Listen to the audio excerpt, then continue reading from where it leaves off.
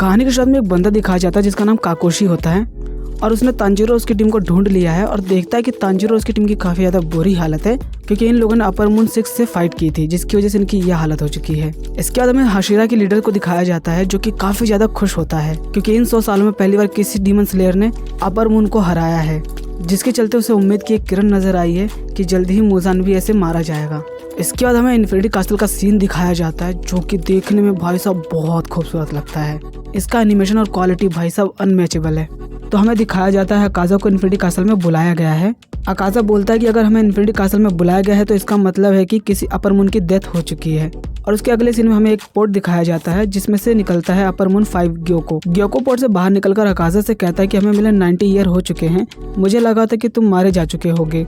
तभी उसके बीच में एक डीमन और बोल पड़ता है जिसका नाम हैंतांगे होता है और ये अपर मून 4 है। ये देखने में काफ़ी डरा सहमा सा लगता है लेकिन चेहरे पर ना ही जाओ तो ही ठीक है। हैंतांगे कहता है कि तुम्हारी यादें कमजोर हो चुकी हैं, आखिरी बार हमें मिले हुए पूरे 113 साल हो चुके हैं। उसके बाद अकाज़ा नाकिमे से पूछता है कि क्या मुजान सामा यहाँ पे आ चुके हैं, तो नाकिमे बोलती कि वो अभी तक तो नहीं आए हैं। और अपर मून 1 कहाँ है, क्या वो मारा गया?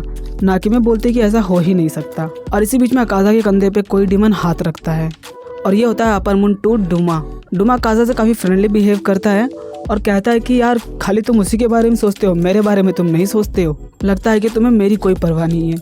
और हम क्लियरली देख पाते हैं कि अकाज़ा को इसका बिहेवियर बिल्कुल भी पसंद नहीं आ रहा है, जिसकी वजह से अकाज़ा डूमा का मुंह ही तोड़ देता है। और इस हरकत के बावजूद भी डूमा अकाज़ा पर कुछ नहीं कहता है, वो फिर भी खुश रहता है और काफ़ी प्यार से बात करता है अकाज़ा से। इन सभी की बातें चल ही रही होती हैं तभी हमें अपर मून 1 दिखाया जाता है जिसका नाम है कोकोशिबू।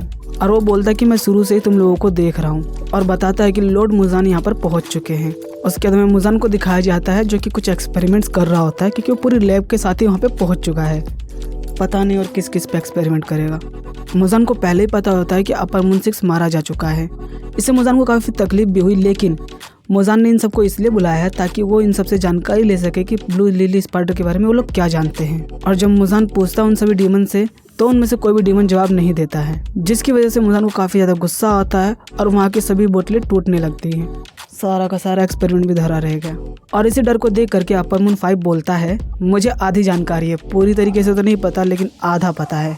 और इस पर मुजान को काफ़ी ज़्यादा गुस्सा आता है जिसकी वजह से वो अपर मून 5 की गर्दन उखाड़ देता है। मुजान सबको धमकाते हुए कहता है मुझे ब्लू लिली स्पाइडर के बारे में पूरी जानकारी चाहिए। इसके बाद मुजान अपर मून 5 और अपर मून 4 को ब्लू लिली स्पाइडर के बारे में पूरी जानकारी लाने के लिए कहता है।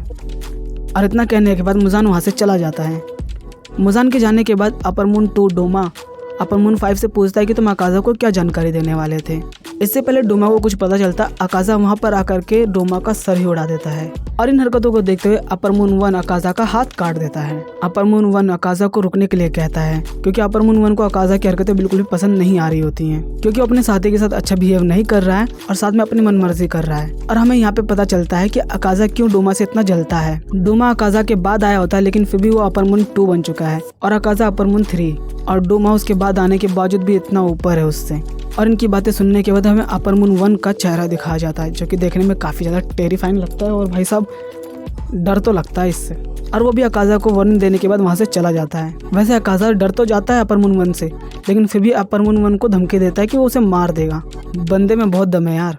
इसके बाद सीन शिफ्ट होता है और हमें बैक स्टोरी दिखाई जाती है तांजीरो की, जहाँ पर तांजीरो ने अपने भाई को अपनी गोद में ले रखा है और तांजीरो से मिलने कोई मेहमान आया है। तांजीरो उसका नाम पूछता है लेकिन वो इंसान अपना नाम नहीं बताता है। मेरे ख्याल से बहुत सारे लोग जान गए होंगे कि ये बंदा कौन है।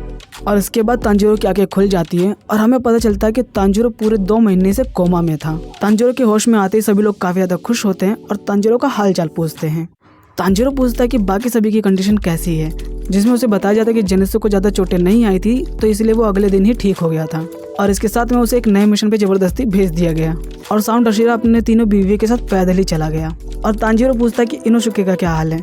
उस पर सभी लोग बताते हैं कि इनोसुके की हालत काफ़ी ज़्यादा खराब थी। इनोसुके की बॉडी में पूरी तरीके से जहर फैल चुका था लेकिन वो फिर भी सर्वाइव कर गया।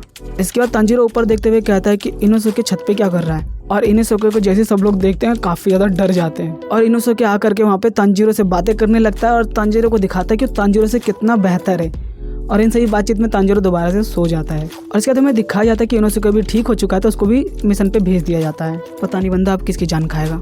और यहाँ पे तांजीरो धीरे धीरे रिकवरी कर रहा होता है। ट्रेनिंग के दौरान तांजीरो पूछता है कि क्या उसकी तलवार आ चुकी है और उसे बताया जाता है कि उसका स्वॉर्ड स्मिथ काफ़ी ज़्यादा उससे नाराज़ है क्योंकि उसने दोबारा से अपनी स्वॉर्ड तोड़ दी है और उसे अगर अपनी स्वॉर्ड चाहिए तो उसे स्वॉर्ड स्मिथ ले जाना होगा।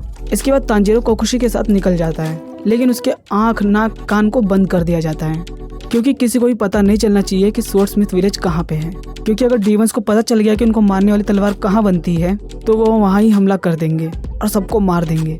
और इसके चलते काकुशी जब तांजीरो को लेकर के जा रहा होता है और हमें बताया जाता है कि किसी भी काकुशी को विलेज के बारे में पता नहीं है। हर थोड़ी दूरी के बाद एक नया काकुशी तांजीरो को लेकर के कुछ दूर तक जाता है, उसके बाद नया काकुशी उसको कुछ और दूर तक लेके जाता है और इस तरीके से थोड़ा थोड़ा करके हर काकुशी को बस थोड़ा थोड़ा ही रास्ता पता है और इस तरह से करते हुए फाइनली तांजीरो पहुंच जाता है और वहाँ का नज़ारा देख करके तांजीरो काफ़ी ज़्यादा खुश होता है। और इसके बाद हमें लव हाशिरा मित्सुरी को दिखाया जाता है जो कि हॉट स्प्रिंग में हॉट बात ले रही होती है और वो तांजीरो की आवाज़ सुन लेती है। इसके बाद तांजीरो को दिखाया जाता है जो कि इस विलेज के चीफ ताचिन से मिलता है, जिसमें वो बात करते हुए कहता है कि इसमें होतारू की कोई गलती नहीं है। इसमें बताया जाता है कि इसमें गलती तांजीरो की नहीं, इसमें होतारू की गलती है क्योंकि उसने ऐसी फॉल्टी स्वॉर्ड बनाई जो कि बार बार टूट जाती है, जिसके बाद अगर होतारू उनको मिलेगा तो वो लोग उसकी अच्छी खासी खबर लेंगे। और इसके अलावा अगर होतारू तांजीरो की स्वॉर्ड नहीं बनाएगा तो किसी और बंदे को स्वॉर्ड बनाने का काम दे देंगे। इसके बाद तांजीरो पूरे गाँव में घूमता है और घूमते हुए उसे लोहारों का अड्डा नजर आता है जहाँ पे नेचुरल स्वॉर्ड बनाई जा रही होती है। इसके बाद तांजीरो हॉट स्प्रिंग जा रहा होता है नहाने के लिए, तभी उसे मित्सुरी मिलती है और वो तांजीरो से मिलने के लिए काफ़ी ज़्यादा एक्साइटेड रहती है। हाँ, दिख भी रही है। और यहाँ पे तांजीरो मित्सुरी की चेस्ट को कवर करने में लगा होता है। इसके बाद तांजीरो जब हॉट स्प्रिंग में जा रहा होता है तो उसे गिन्यू दिखाई देता है और ये वही बंदा है जिसके साथ उसने डीमन स्लेयर का टेस्ट पास किया होता है।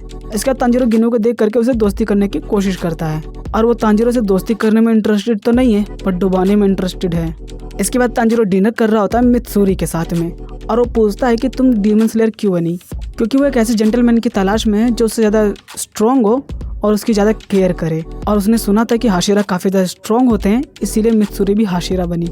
और ये सब सुनने के बाद तांजीरो की आंखें तो बंद ही नहीं हो रही होती हैं। उसके बाद एक काकुशी आती है जो मित्सुरी को बताती है कि उसका वेपन तैयार हो चुका है और वो जा करके उसे देख ले।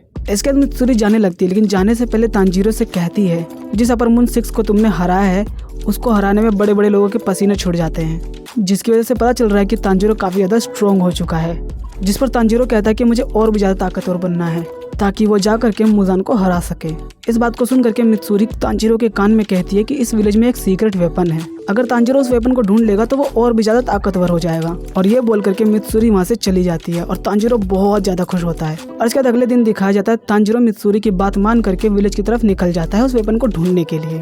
और आगे जाते हुए उसे मिस्ट हाशिरा मित्सुरी मिलता है जो कि एक बच्चे से बात कर रहा होता है और उस बच्चे के साइड में एक पर्सन खड़ा होता है जो कि उसे फैमिलियर सा लगता है और उसे देख करके इसे ध्यान में आता है कि ये बंदा वही है जिसे तांजीरो ने अपने सपने में देखा था। जैसे तांजीरो उसे पहचानता है, तांजीरो उससे बात करने के लिए जाने लगता है, लेकिन यहीं पे एपिसोड खत्म हो जाता है। तो दोस्तों, अगर मेरी एक्सप्लेनेशन वीडियो आपको अच्छी लगी तो मेरी वीडियो को लाइक, शेयर और सब्सक्राइब जरूर कर दीजिएगा, क्योंकि हर हफ्ते हर एपिसोड को मैं एक्सप्लेन करता रहूँगा।